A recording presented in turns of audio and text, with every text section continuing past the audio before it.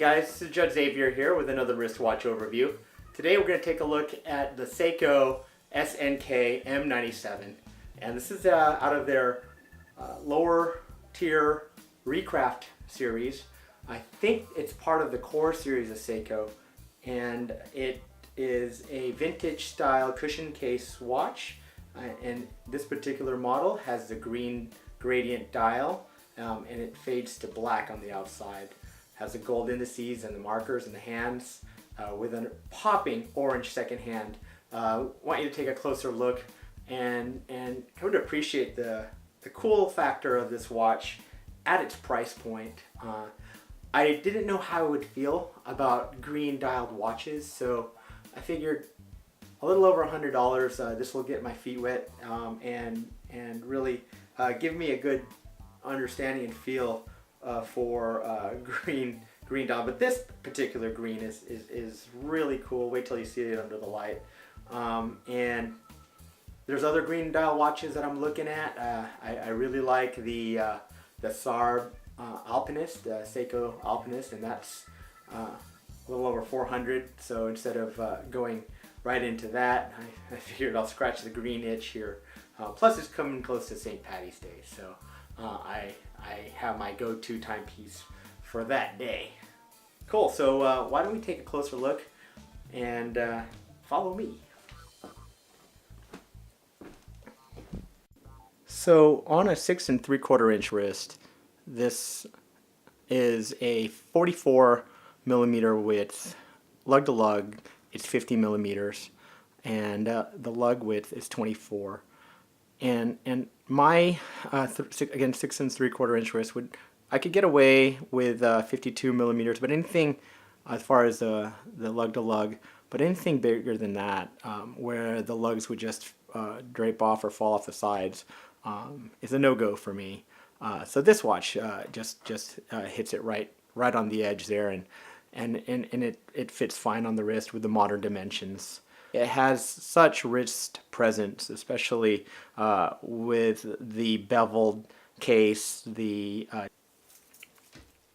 band, the bracelet is tapered.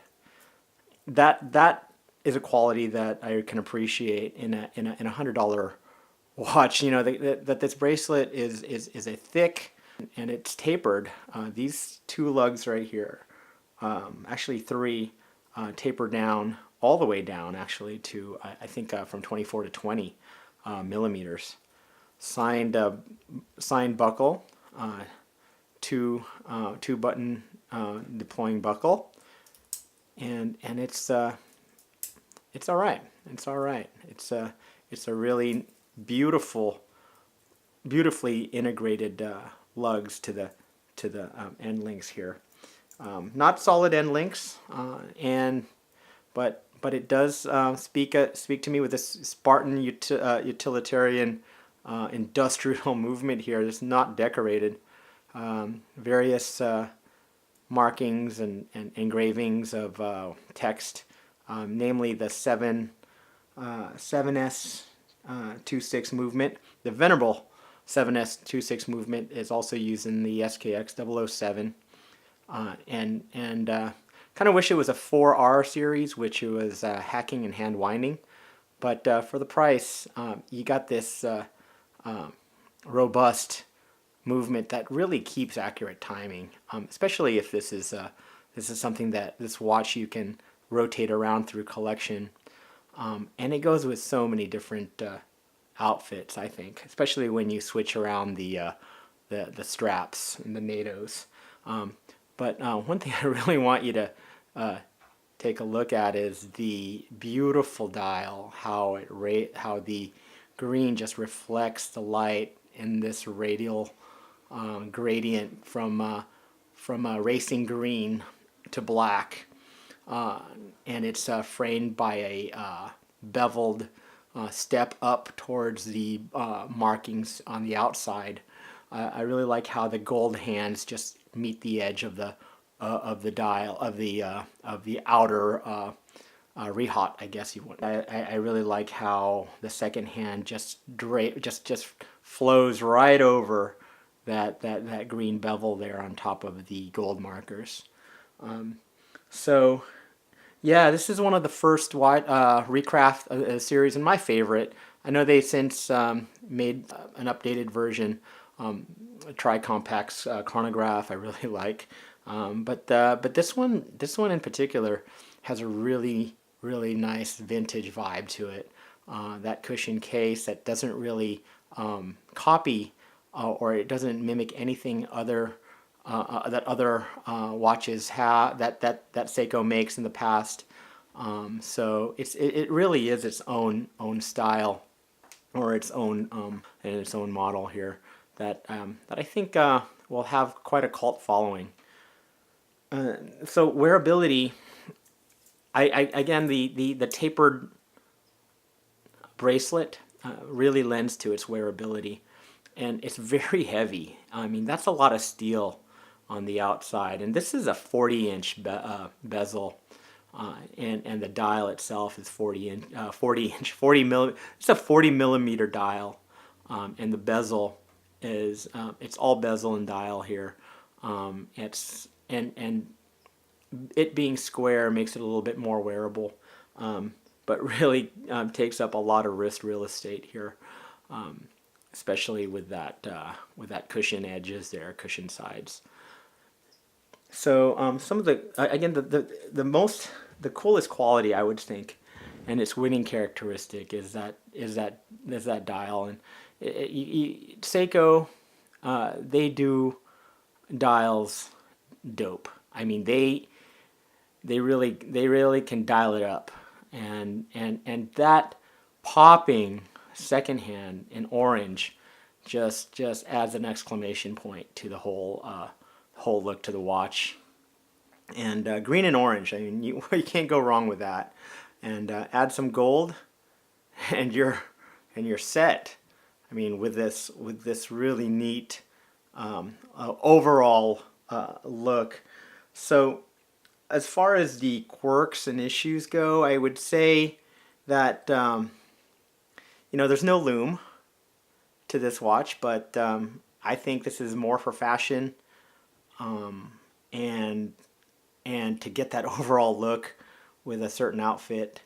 And I think they could have done a little bit more quality control on the markers here. That white surround on the indices here, the applied markers, it's not really centered. It's not really centered. If you look at the SKX 007, same kind of deal, where the markings and the indices are not really lined up with the outer markings.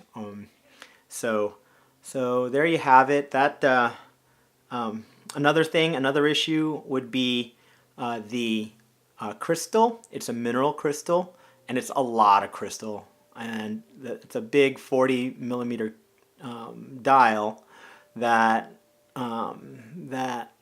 basically has this really flat, and it's a good thing that it's flat.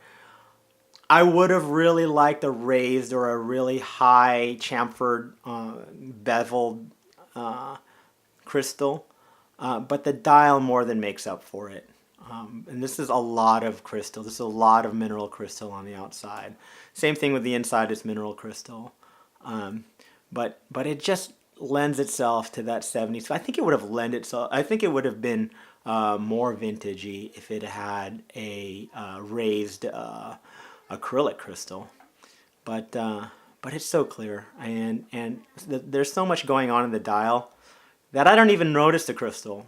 I mean, it's a lot of dial. I mean, it's a lot going on, and a lot of tiers on the dial. I mean, it steps from the outer markings going down into an ocean of green, green jade, racing green radial beauty there.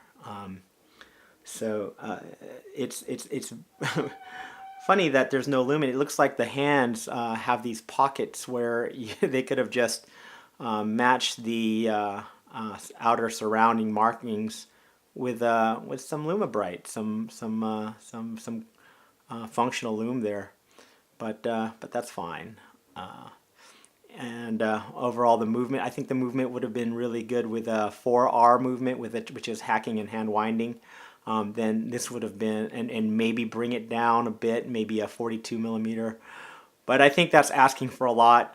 They've done their homework on this watch, and I really like having it in my collection.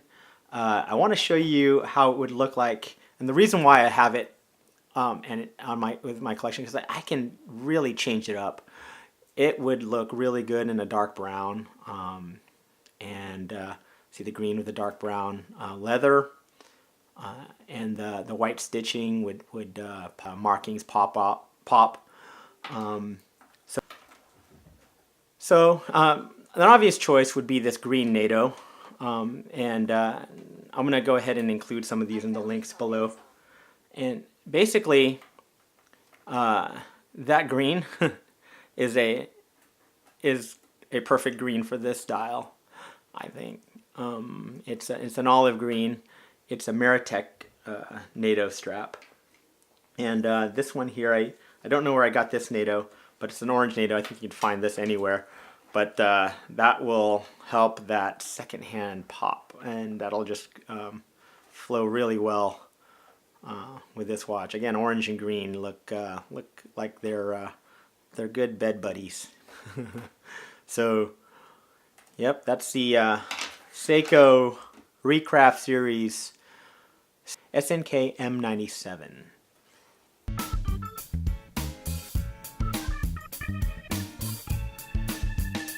So please like and subscribe if you really dig my content, and I'll be sure to produce more fun review videos.